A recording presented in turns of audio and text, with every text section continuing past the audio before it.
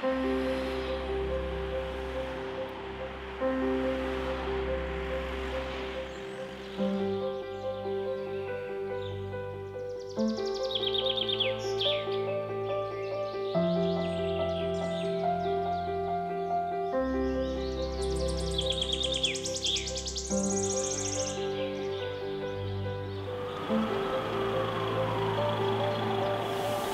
es esmu Andrejs Zavackis, fotogrāfs.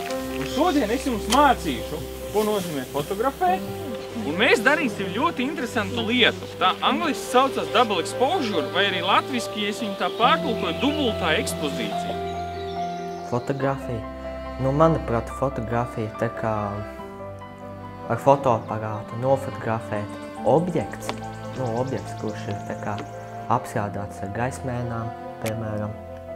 Ja, piemēram, fotografēt, tad jāizvēlas tā kā, īpaši leņķis, no kuru fotografē. Nevar tā, piemēram, fotografēt uzreiz, tā kā uz dolu nevar fotografēt.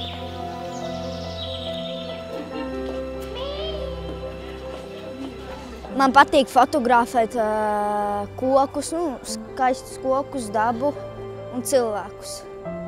Man vislabāk patika staigāt pa to taciņu, kur tas purvs un fotografēt.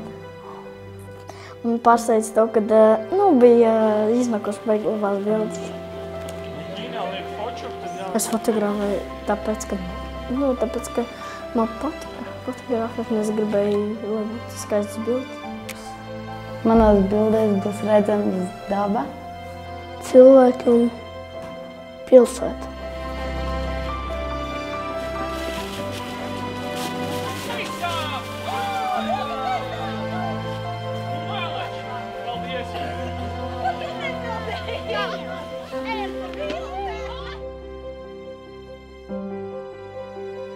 Cilvēku fotografēt, lai aizpildītu savu laiku un lai iegūtu sev tā kā iespaidus.